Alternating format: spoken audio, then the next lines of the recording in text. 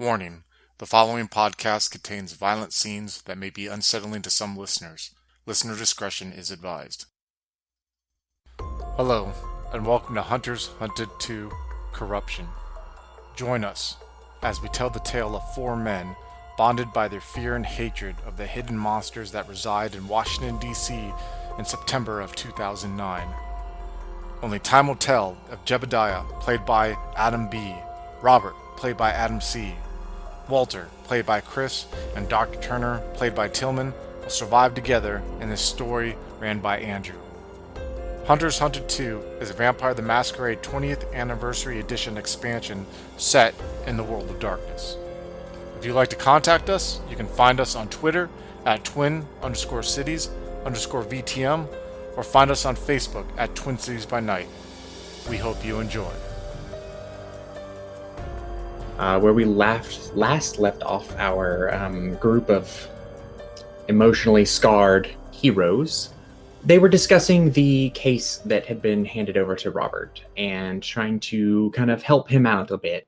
It's been a while since he's actually been, something that's not desk duty. He's been having to deal with an actual investigation for the first time in quite some time. So they're just kind of easing him into it and putting him at ease and talking through his, I don't know how to call it, nervousness.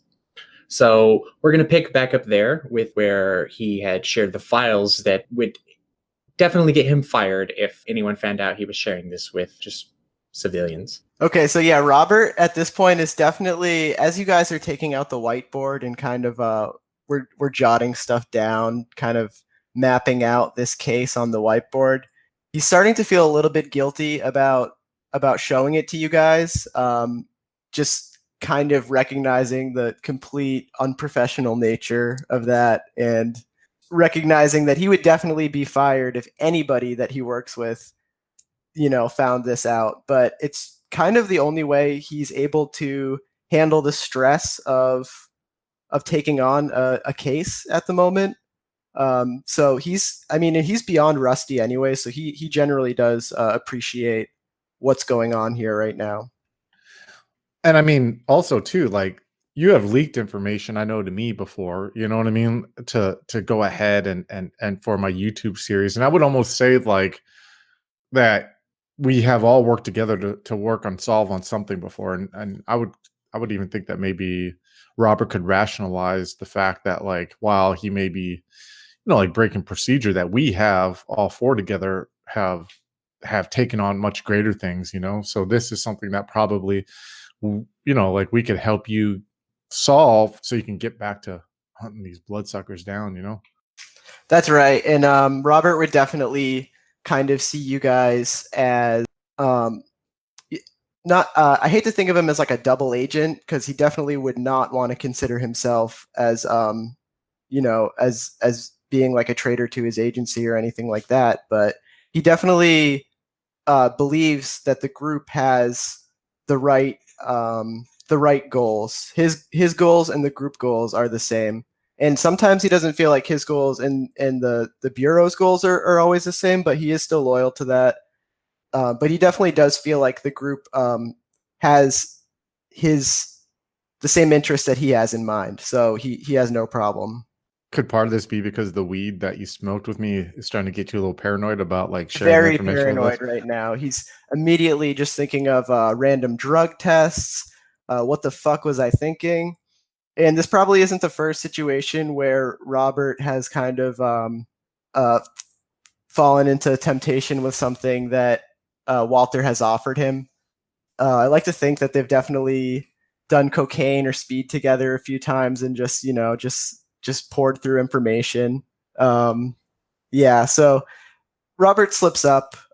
It's definitely not the first time, but he's absolutely feeling very paranoid. It's hitting him very hard because he doesn't smoke marijuana, so he's extremely paranoid right now. So, question, storyteller, before I guess we continue on with the scene, just to kind of like decide what's going on in Walter's head at the moment. I was supposed to meet up with someone at the Smithsonian tonight, right? And what time is it now? And what time was that meeting? I believe we left off around 7 p.m. ish, and it was at 9. So you had a couple of hours, and you had also, I don't know if you recall, thought about inviting them along, like to kind of watch your back. So Exactly. Okay. So I'm going to while I'm standing at the dry erase board, I'm going to look at the information that we wrote down already, and then I'm going to be for a second. I'm gonna take a deep breath. I'm gonna look at you four, and I think maybe part of Walter wants to change the subject because maybe he can see how right now how Robert is being bothered. I don't know if Robert's trying to hide that he feels nervous or whatever, but he's gonna look at you three and be like, so I don't know. I mean, I've told you before about Iris, about this lady that came into my life who once I met her, I kind of found my career slipping, and I told you Gregory earlier about how women are just distractions. And I do still believe that. But I someone called me this afternoon before you three came here, and I'm scared. Not that the individual threatened me, but they told me to go meet them tonight at the Smithsonian, and that they have information on her. And I don't know what to do. I know I need to go, but something inside me, this has stirred up some kind of emotion inside me, gentlemen, and I don't know what to do right now. And I have a favor to ask of you three. Would you come with me to this? You don't need to be there. You don't need to talk to this individual with me, but if you could be in the crowd or kind of watch from a distance to make sure that nothing happens to me, I would really appreciate that. Well, we're not going to let you go alone.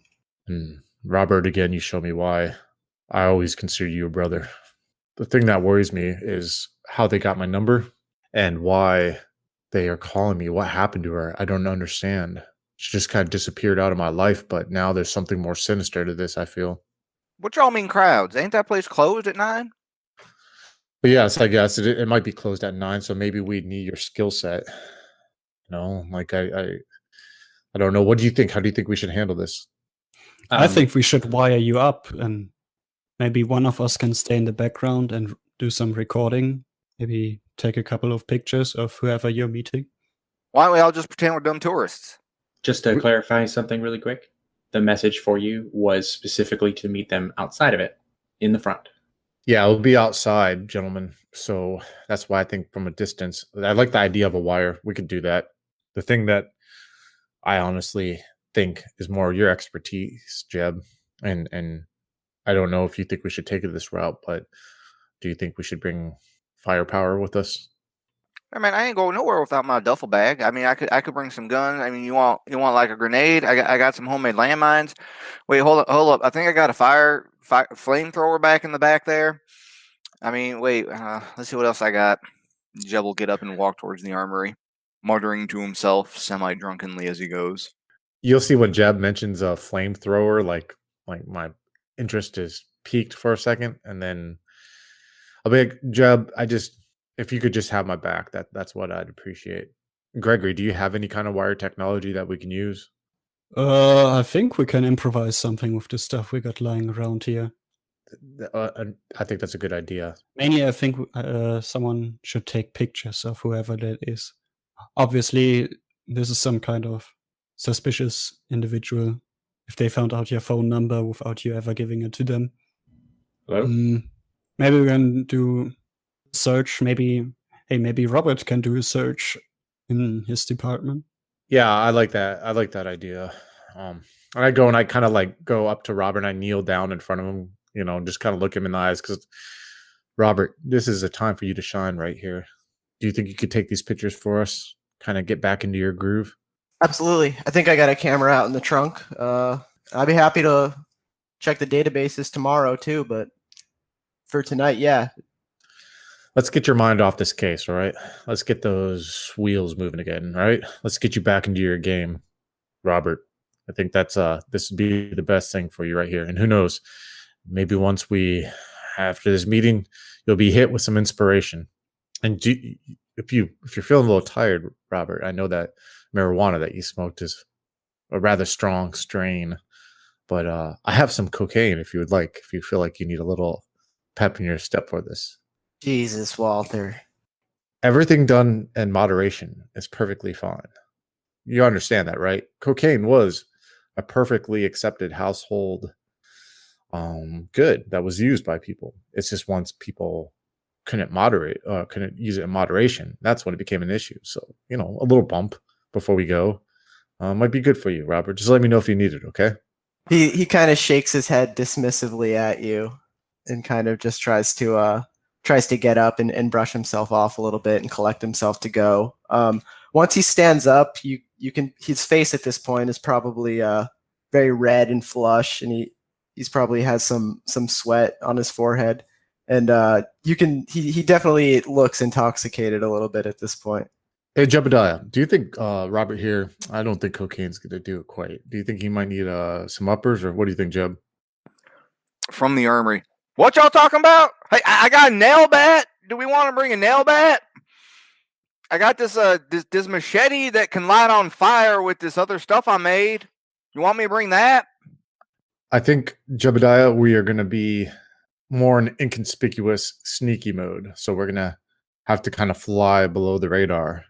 So whatever you think may help with that, I think the flaming machete might not be an optimal tool for this exercise at the moment. I think I got like some solid offs. We could use those. Yes. Flare gun, I think. Flare gun. I'll leave it to your expert hands. Is that why we need a flare gun? Is there a boat involved here somewhere? No, but it's a short-range incendiary. I mean, I got a few. I can bring some. They don't cause as much, attention. And it fits the tourist thing. Okay. Just a thought. You're the expert. Why don't we just bring some like nice pistols, and one of us can have like a solid off shotgun, and we can just sort of work it from there, guys. I mean, I got knives and maybe even that nail bat or something. We could just toss it in the trunk. I mean, whose car are we taking? I think you all should follow me, and whatever vehicles you may choose, maybe you all three could ride together and follow me in my car. Does that sound good to you three? We could do that. I got no problem with that. I mean, I might have to empty some stuff out just in case we have some trouble, but it should be okay. All right. So go get your wire set up there, Gregory, if you wouldn't mind.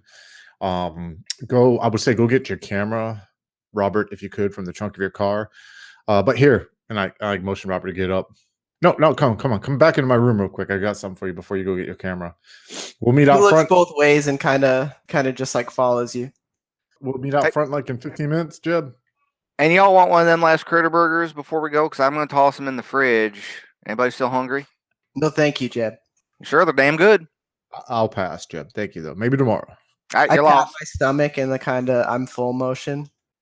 And while I walk off with Robert, I'll whisper in his ear, there's even some lines I won't cross. And I just walk back to my room. Robert, and as I close the door behind us, I go to my chest. I have like a Foot Locker, and I open up my Foot Locker, and probably within there you see little baggies and pill bottles and all this different type of paraphernalia in there. And I'll go digging through, and you'll hear like the rattling of like pills or whatever and bottles. And I'll take one and I'll shake it, put it to my ear. I'll pop it open and I'll put like one. Look at Robert for a second. How much do you weigh, Robert? Hey. I don't mean to be insulting. Give me a couple of those things. So I put like two in my hand and I hand them to you. Robert will look at them and say, it's the same thing my son takes. And then he'll swallow them. Many fine artists in the world of music have used just what you've taken and been hit with inspiration. People such as Elvis Presley, Johnny Cash. And I feel tonight, Robert, that you too will be hit by inspiration. Now, go get that camera of yours and let's find out what this phone call was all about. Right. So with that, you leave the whiteboard with the various different churches that had these murders occur at them.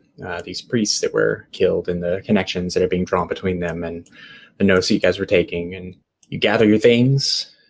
Tillman, you said that you're going to get like a Bluetooth adapter and just kind of hide it in a shirt, just something simple. Yeah, I think Walter probably has like an iPhone or something. So I think I probably could Jimmy rig something where he has a Bluetooth microphone hidden in his shirt pocket or something like that, and the You have to stay, iPhone like- is set to record. Maybe have to stay like 20, 30 feet away or something so you're within signal range. Yeah, I'm not even sure whether there's a call going. I think the phone could just be set to record something. I just mean so that you're within Bluetooth range. Oh, You might have to follow behind or something.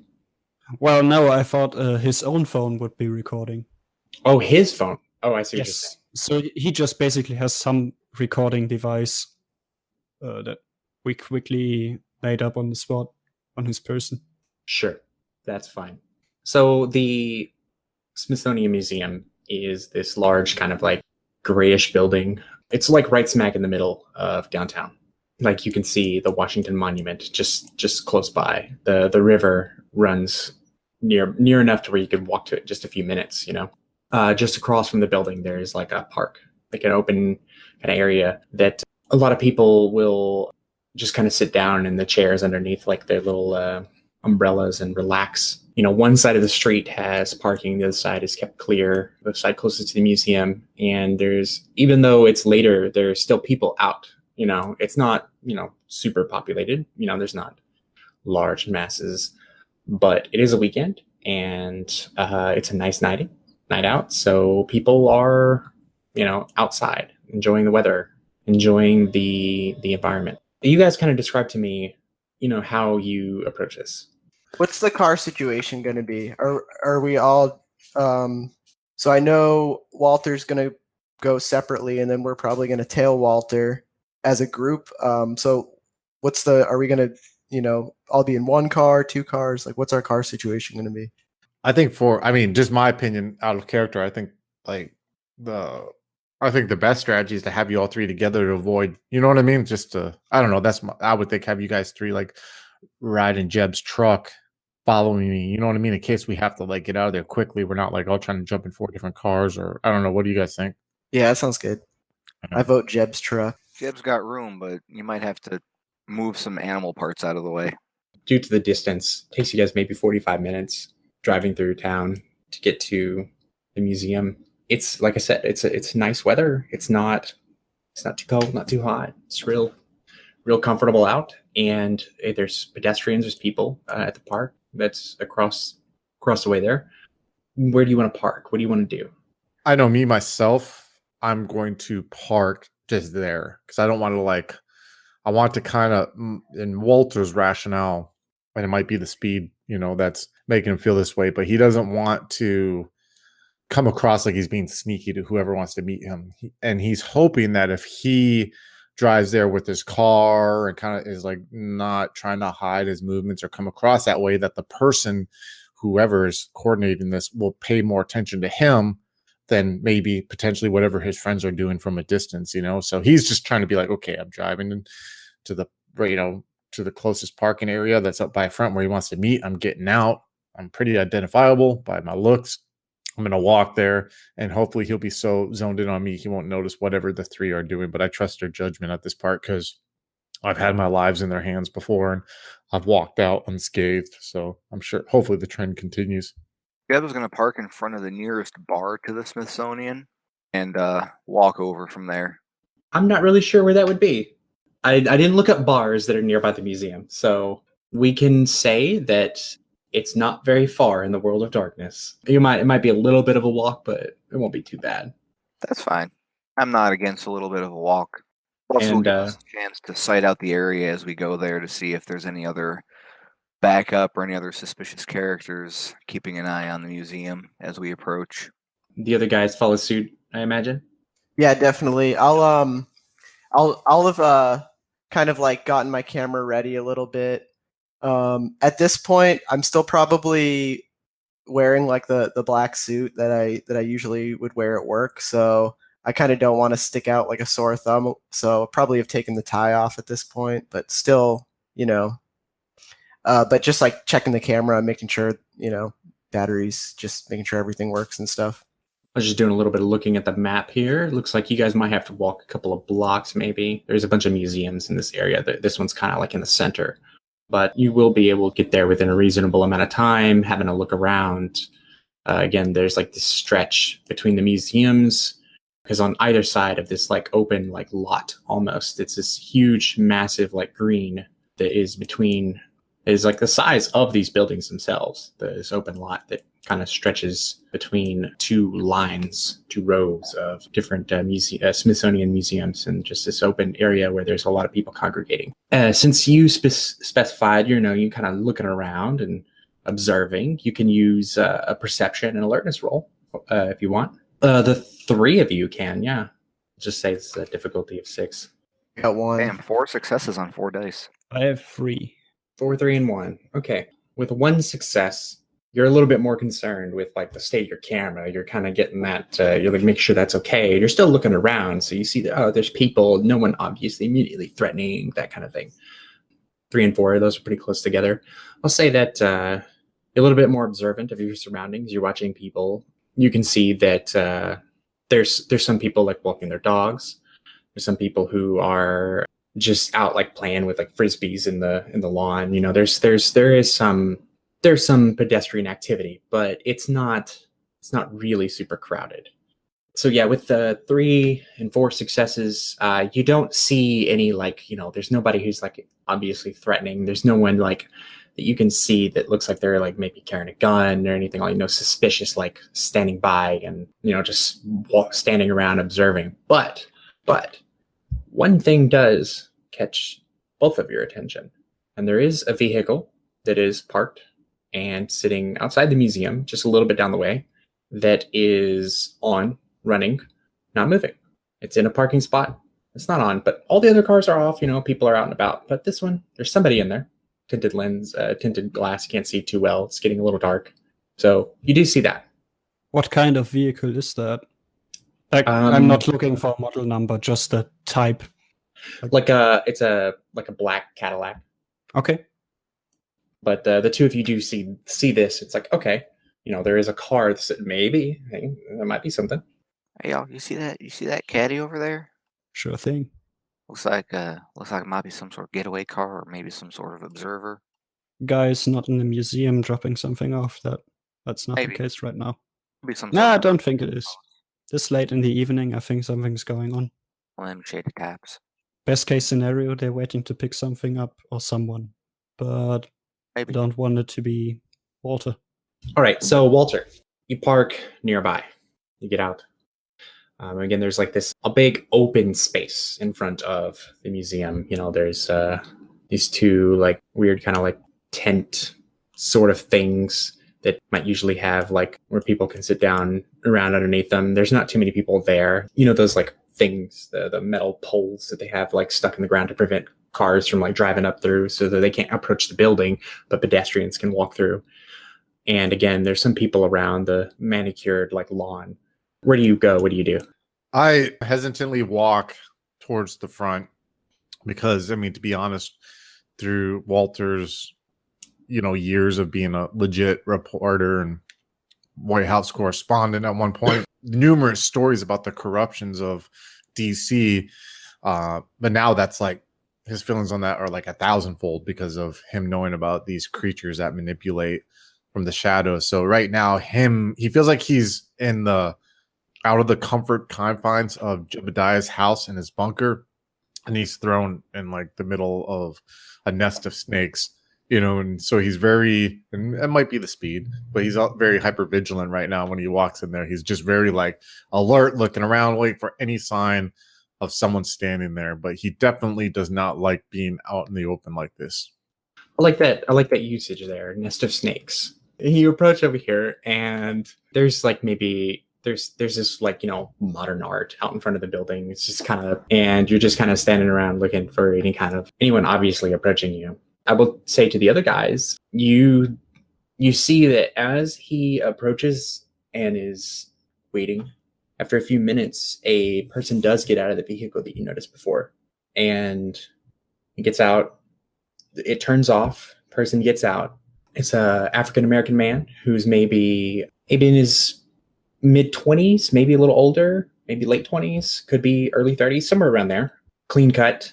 He's wearing these really it's like designer clothing that is also a little bit ridiculous looking. It's a little like the really super baggy, like kind of pants. It's like really brand new, nice clothes, like clean white tennis shoes that are probably like $200.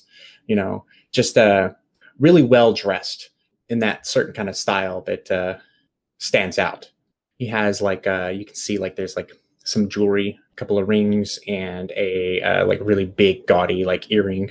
And so you guys all immediately notice this guy, you know, because you were kind of watching in that car. And he gets out, locks his vehicle, and starts walking towards straight to Walter. Doesn't even like look around or anything like that. Like he's like, you know, trying to be shady or anything. He just goes straight up to Walter. He walks right up to you. You see this guy as he's approaching. It's kind of easy to spot him. Cuts right through any pedestrians around the area. He kind of does this thing as he walks up, slows down a little bit, looks you up and down, just kind of has a smirk on his face. It's like, my man. You know, my boy T said you'd be here, but I didn't think so because there's no way, man, you could be that fucking thirsty. But here you are. I didn't know you'd be this stupid. Rarely am I at a loss of words, but right now you have that privilege to be one of the few who have me at one. What are you talking about? Oh, you know exactly what I'm talking about. You know, you got the message. That's why you here. I'm here because of Iris. Exactly. Thirsty ass motherfucker.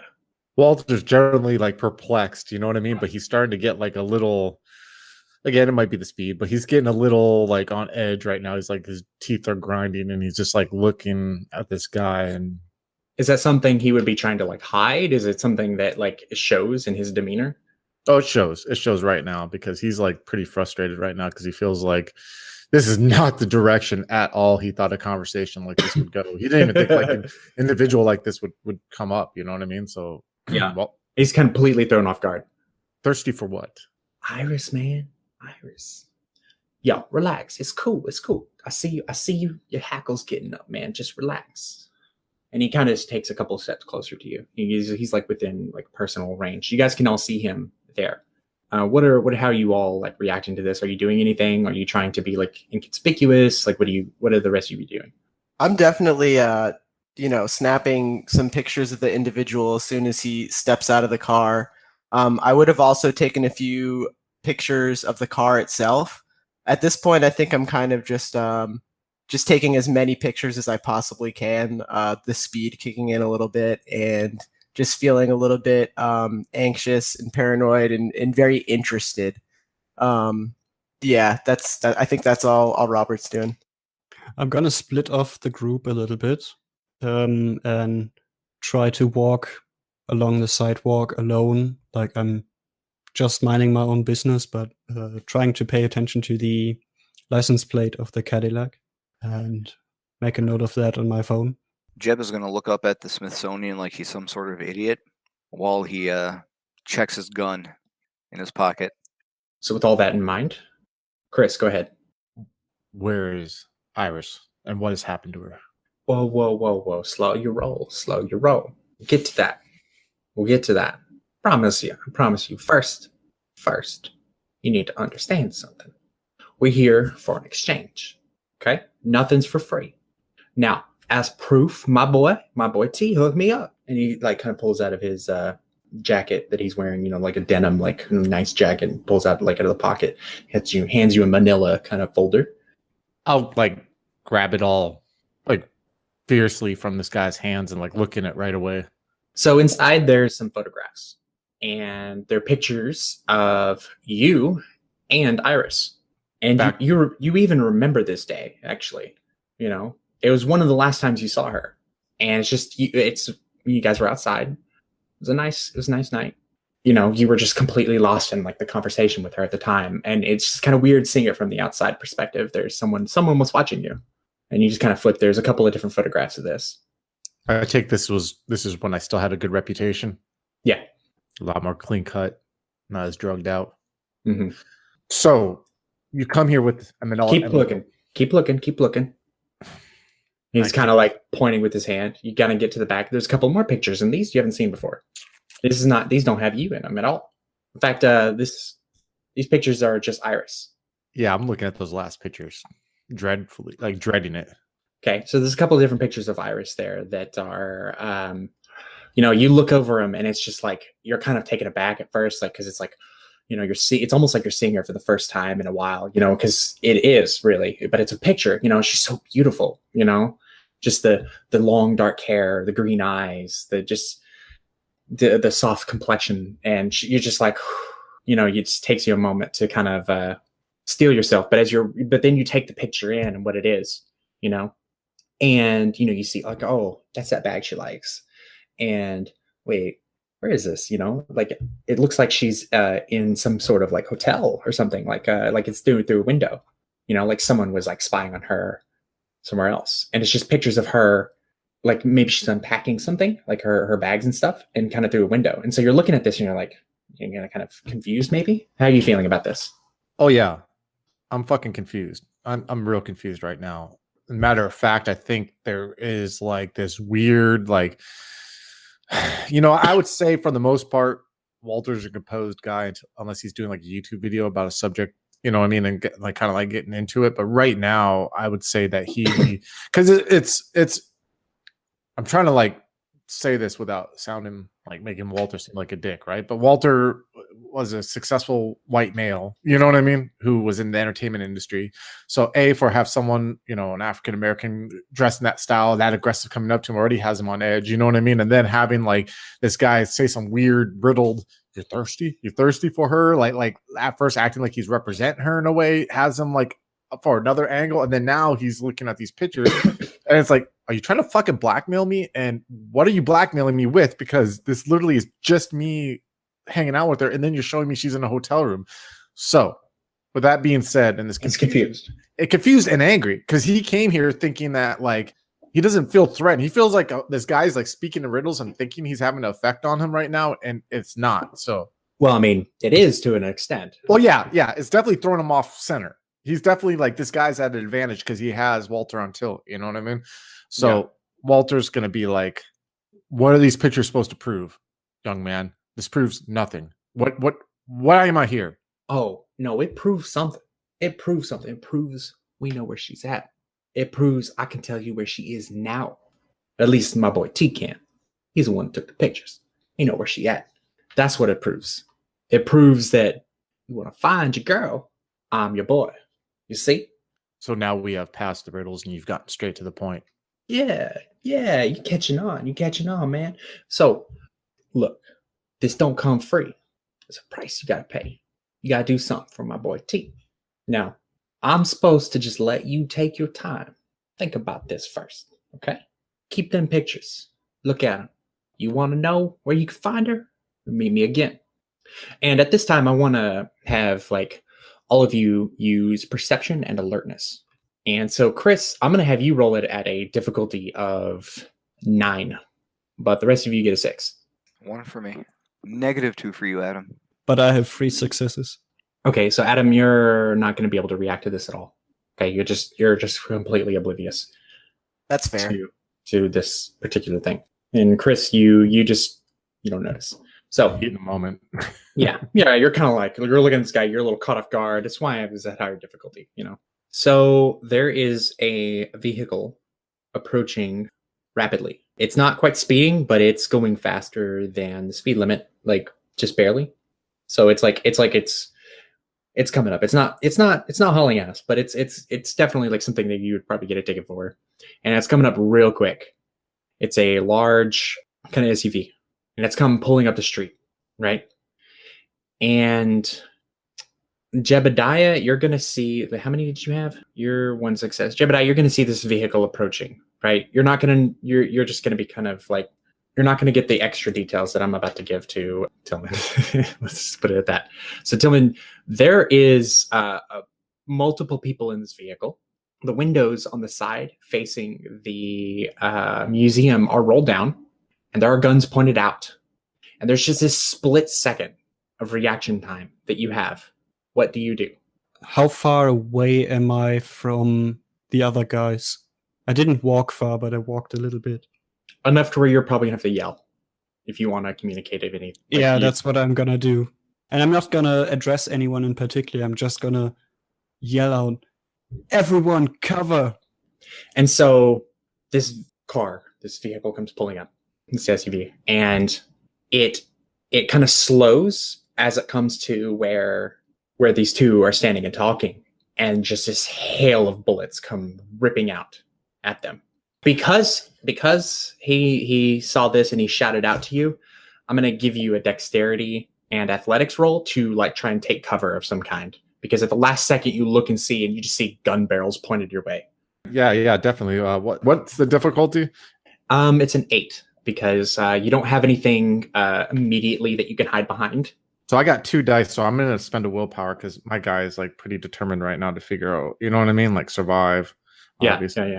Oh, so 2 successes. You jump.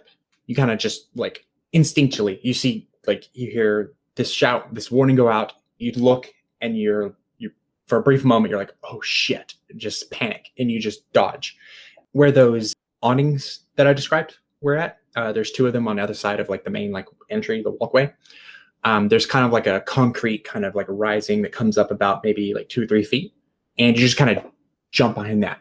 And there's just hail of bullets spray out, right? Just people start screaming and they're shouting and chaos. You're safe. You are just, you dive behind this. Then almost just as fast, the vehicle just peels out and is speeding up and driving away.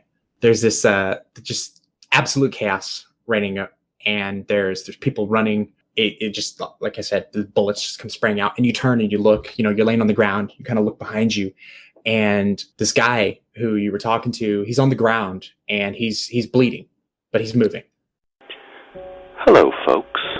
Have you ever wished you could have an easy way to find gameplay videos and podcasts, or just media in general that deals with your favorite White Wolf role-playing games?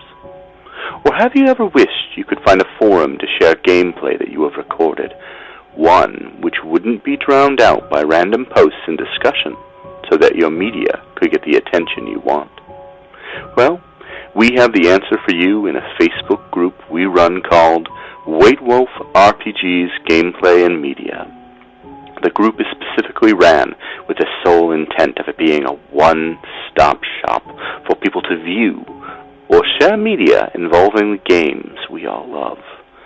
We take thorough steps to ensure the page does not become cluttered and is easy to traverse. We are currently over 1,000 members strong, and we are continuing to rapidly grow, with new media being shared every day. Stop on by. We hope to see you there. High Level Games, the industry's first choice in taking your games to the next level. We are a podcast blog and new media network at highlevelgames.ca. We have blog posts about all of your favorite games going up 5 days a week, and a podcasting network with actual plays and shows that discuss role-playing games, with more rolling out all the time. We are on iTunes, Twitch, and YouTube. Find out more information at highlevelgames.ca, a site that certainly isn't controlled by a shadowy board of directors of otherworldly origin. That's highlevelgames.ca. Please, help.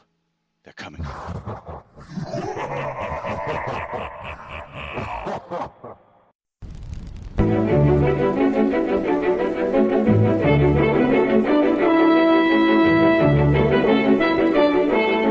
The Los Angeles metropolitan area is constantly growing and changing.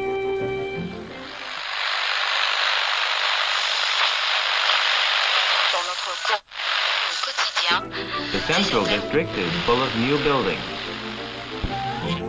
The Hollywood and Wilshire districts, once far from downtown, now are part of a which spreads past Beverly Hills and out to the ocean.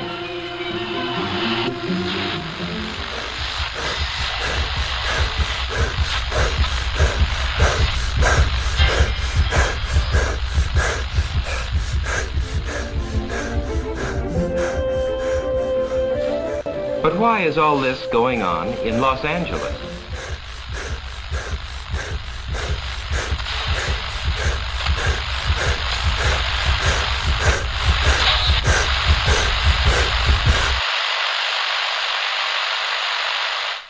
Why is Los Angeles an exploding city?